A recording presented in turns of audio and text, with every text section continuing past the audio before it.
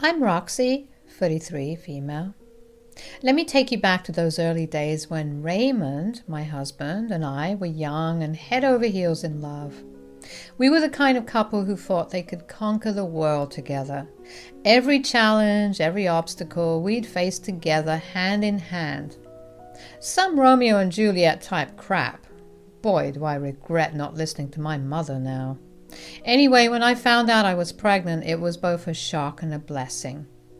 We were barely out of high school, not a dime to our names, and had no idea how to navigate the world as adults. It was a wake-up call, to say the least. Raymond, being the responsible one, knew he had to find a steady job, and he did, thanks to his uncle. His uncle ran a small, obscure warehouse business that specialized in packaging supplies. It wasn't glamorous, but it was a paycheck. A paycheck that was very much needed because, baby, remember? To put it kindly, Raymond isn't the sharpest knife in the drawer, so his uncle had a pretty hard time convincing his colleagues to hire him. I guess they felt bad for a couple of high school dropouts who were homeless and expecting a kid because they gave him a desk job. Well, a fairly easy one since Raymond wasn't the smartest guy. I suppose he was content, at least initially, with a steady job and a growing family to provide for. But life has a way of throwing curveballs, and those early years of marriage weren't as smooth as we had hoped. Raymond, who had once been so full of dreams and aspirations, started to change. He drank more, and his temper flared more often. The realities of adulthood and the weight of responsibility began to take a toll on him, I guess. Our relationship suffered. What was once a bad romance had turned into bickering over bills, chores, and the everyday routines of life. We had to let go of those big, stupid dreams of our youth. Those dreams of traveling the world, starting a business together, and living in a big house felt like distant memories. Now I'm 33 and Raymond is 35. He's still working that same job at the warehouse, still handling the bookkeeping. It's a meager income, barely enough to keep the lights on and food on the table, especially because he wastes most of his income on booze. We've had to stay in trailer parks and in crowded, run-down apartments from time to time, but we're getting by. Our fights were like a broken record playing on repeat. Our tiny house felt suffocating with all the tension. Our words, once sweet and loving, turned into harsh, bitter exchanges. Our baby, the one thing that should have brought us closer, ended up living with my mom. It hurt like hell, but I couldn't let our kid witness the chaos. Our arguments got nasty, real nasty. The air was heavy with accusations and name-calling. I'd call Raymond out on his spending habits, telling him straight up that he was ruining us financially. I begged him to step up and think about the family, but he'd throw it back in my face. "It's my money, Roxy. If you want more, go get a job. Stop bothering me and telling me how to spend my goddamn money." The irony was rich. I knew I needed to pitch in, but it wasn't as simple as it sounded. I didn't have the connections Raymond did, and finding a job was like searching for a needle in a haystack. I scoured job ads and sent out application after application, but all I got was radio silence or rejection letters. When I did score a gig, it was never great. Cleaning other people's homes, babysitting for folks who couldn't or didn't give a damn about their kids. I'd come home exhausted, my hands torn up from scrubbing, my eyes bloodshot from the incessant cries from the kids I babysat, but it barely covered our bills. Raymond would just scoff at my hard work, making it seem like peanuts. The more we fought, the further apart we drifted. We were like two ships passing in the night, wanting more, but clueless about how to get there together. I miss the old days when love felt like all we needed to conquer the world. Raymond's no calling at work policy was one of those things that drove me crazy. He'd drill it into my head, making it clear that under no circumstances should I ever ring him up while he was on the job. It wasn't like I enjoyed interrupting his workday, but I couldn't help but worry about emergencies or situations that might require his immediate attention. I remember this one terrifying incident that still gives me shivers. Our daughter's throat had started swelling up and she was having a hard time breathing. Panic washed over me, obviously, and I called Raymond, praying he'd answer. No response. I left frantic messages telling him it was urgent, calling him again and again, trying to tell him that our baby girl needed medical help, and still not a peep from him. Hours felt like days, and by the time he finally came home, I was a mess of nerves, of course. I rushed to the door, ready to spill out what had happened and ask for his support, but he cut me off before I could even start. I don't know what's wrong with you. I told you not to call me when I'm at work. What? Ugh, are you really as stupid as you look, Roxy? Never call me for anything stupid again. I don't care what you think is an emergency. I'm at work, Roxy, working my butt off to bring in money for this family. You better learn how to deal with things yourself. Those words hit me like a sledgehammer, dude. I had no idea that someone could be so cruel, especially when it came to the health of their daughter. Life was just getting worse after that hospital episode with our kid. Raymond and I hardly talked anymore, and when we did, it was nothing but bitterness and anger. Truth be told, I'd thought a lot about leaving him, escaping from this messed up marriage. But here's the deal. I was trapped. I didn't have a secret stash of money for a rainy day. Most of what I earned went straight into our shared bank account. And Raymond watched it like a hawk, and let me tell you, he wasn't thrilled when he saw our balance going down. I had to be sneaky about it. I started saving a little here and there, tucking cash away whenever I could. Raymond, of course, noticed our finances changing. He didn't hold back, telling me I was lazy and worthless for not pulling my weight. Those words hurt like hell, but I had to suck it up. I had a plan.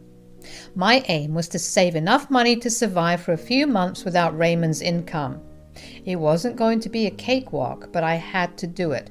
Not just for myself, but for my daughter too. I couldn't let her keep growing up in that toxic mess. So I kept at it. I worked like crazy, took extra shifts, babysat when I could, and squirreled away every dollar I could find. The path ahead was hazy, but I knew I had to take the plunge. I needed to find a way out of this never-ending nightmare, even if it meant stepping into the unknown. One day, I guess unsurprisingly, Ray and I got into it about my level of income.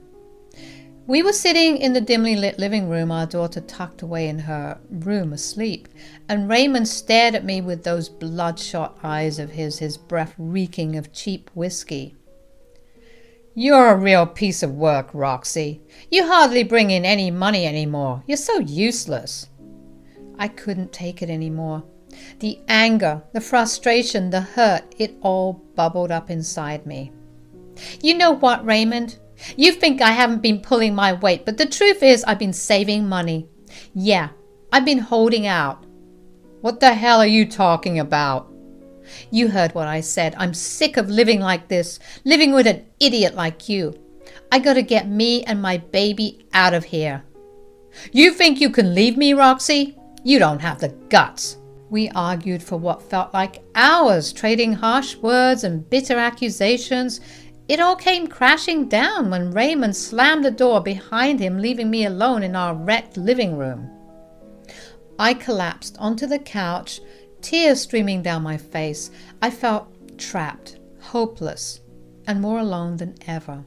I knew I couldn't turn to my friends or my mom for help. I didn't want to burden them with my problems.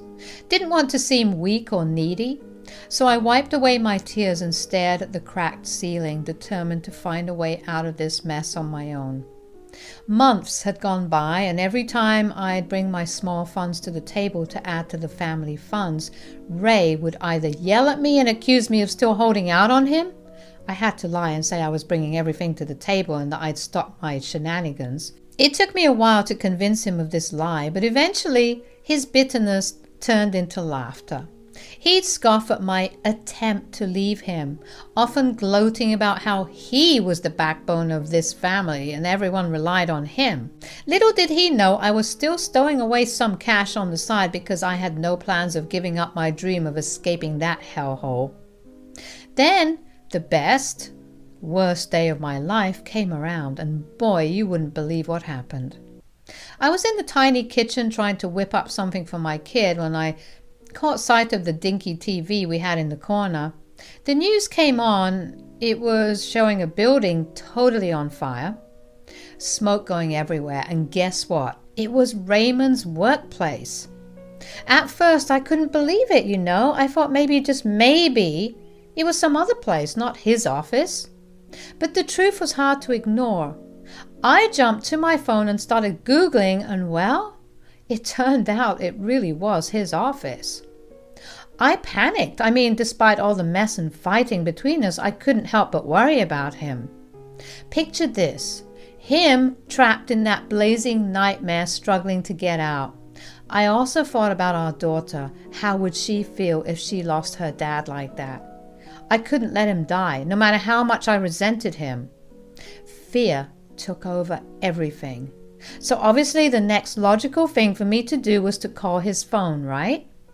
This was an emergency, and despite his stupid rule about not calling him, one would think that wouldn't apply in this case, right? Wrong. You see, when I finally mustered the guts to call him, I couldn't even say a word. He was like, "Roxy, I told you not to call me at work. Why are you so stupid?" "I know about your stupid rule, but I'm in a meeting. Get off my phone." "Raymond, listen." But he didn't get it. Just went on this rant about how I never respected his job, how I made his work life a living hell. I tried to cut in to make him understand, but nope, he wouldn't stop. And then, while he's still in the middle of this rant, I hear it. A soft, sweet voice in the background. "Hurry up, baby, I miss you." What the heck? Who the hell was that? Before I could even say a word or wrap my head around what I just heard and what was happening, Raymond abruptly hung up. I was just standing there holding my phone, looking like Boo Boo the Fool, like what the heck just went down. In our tiny trailer, I started pacing back and forth, the old linoleum creaking under my feet. Man, that room felt like it was closing in on me. I had this heavy feeling in my chest, and tears were just waiting to burst out. My husband, the guy I'd known for years, my high school sweetheart, had not only just turned into a total stranger, but a lying, cheating one at that. As I sat down on our worn-out couch, tears streamed down my face. I couldn't help but replay the last few years in my mind. It was in that moment of pacing, my mind racing 1,000,000 miles a minute, that it hit me like a ton of bricks. The reason Raymond had that stupid no calling at work policy wasn't because of his precious meetings or his work ethic. It was because he was off somewhere else, cheating. Seriously, he had no clue about the fire at his office building, which meant he sure as heck wasn't anywhere near it. He had to be at his mistress or girlfriend's house, cozying up with her while the place he supposedly worked at went up in flames. The rage inside me started boiling like a kettle ready to burst. Cheating? That was the ultimate betrayal. After everything we'd been through, all the highs and lows, I had thought that he'd at least be decent enough not to cheat on me. But in hindsight, I felt like the world's biggest fool for not seeing it coming sooner. Fury coursed through my veins, and I knew I couldn't handle this mess on my own. And that's when I made up my mind. I started packing my things, and you know what? I decided to pack up all Raymond's stuff too. If he wanted to cheat on me and destroy our family, fine, but he wasn't going to get away with it easily. I had plans, big plans. I was going to sell every last bit of his junk to make some extra money, and I didn't care if he ever saw it again. I didn't care if he ever saw his baby again. And I damn well didn't care if he never saw me again. It was time to turn the tables, to take control of my life. The anger fueled me, and as I stuffed all of our crap into boxes, I felt a newfound sense of determination. But the burning question remained. What was my next move? How was I going to get out of this mess and create a better future for my daughter and myself? So there I was, hauling boxes of our stuff out of that run-down trailer. It felt like the weight of the world was on my shoulders. But for the first time in a long while, I felt like I was taking control of my life. I drove over to my mom's place with all our stuff, realizing that I couldn't do this on my own anymore. I broke down and spilled everything to her. I cried in her arms, confessing all the terrible things that had been going on, other than the crap she already knew. She was mad at me, rightfully so, for letting things get so out of hand. She'd always told me I could depend on her, but it took me way too long to finally take her up on that offer. Still, she was relieved that I'd come to my senses and decided to move in with her for the time being. Later that evening, when Raymond finally returned to that sad trailer I used to call home, he called me incessantly. The phone rang at least 50 times, but I wasn't about to pick up. Instead, I sent him a text telling him I was busy. He texted back, warning me that he'd sue me if I didn't return his stuff. But I wasn't playing around anymore, and I told him that if he did that, I'd file for divorce, and trust me, the settlement would eat him alive. With his infidelity thrown into the mix, I could ask for more money, and the child support checks he'd have to cut would run him dry. He was furious, of course, cursing me out and claiming that I was ruining his life. But I knew my husband. I knew he didn't want the social and financial nightmare of a divorce. It was better for both of us if I just left, and so we split up that way. You'll regret this, Rox. I'll find a way to get back to you. Trust me. Try your worst, you scummy piece of crap. You think you can just take my stuff and run away? You're going to regret this, Roxy. Regret? You've got some nerve, Raymond. You've put me through hell for years, and you're talking about regret? You don't know what you're getting into, Roxy. I'll sue you for every penny you've got. Oh, sue me. That's rich. You should be thanking your lucky stars that's all I'm doing. You're such a pain in the ass. Always nagging, always complaining. Nagging, complaining. You don't get it, do you? I put up with your crap, your drinking, your cheating, your crap for years, and now I'm taking control of my life and you can't handle it? Screw you. You're a pathetic and weak man. You don't even deserve your daughter. You never deserved me. Oh, what? Now you're growing a conscience? Now you're stuttering and stammering? You're a fool. You're a mess. Where are you right now? Tell me, I swear to God, I'm coming to get my crap back. I'm at my mother's. Send me the location right now. It's worth mentioning that my mother moved to a new place and he didn't care enough to get her new address. That's just how disinterested and neglectful he was. No, screw you. What? Stop screwing around, Roxy. I'm being serious. Send it right, okay? You didn't care enough to get her address when she moved, so that's your problem. You regret this. Regret? The only regret I have is not doing this sooner. You brought this on yourself, Raymond, and don't you dare forget it. The next few weeks were both a relief and a struggle. My mother was so gracious, and my daughter and I stayed there for several months while I tried to piece back my shattered life. I found a small apartment for my daughter and me, and I was working multiple jobs to make ends meet. It was tough, but it was also freeing. Because I was still very obviously bitter and resentful, I decided to give Raymond a taste of his own medicine. I know I said I'd only take his crap and leave him with nothing, but that wasn't enough. I took to social media and exposed his cheating, his lies, kind of like how I'm doing right now.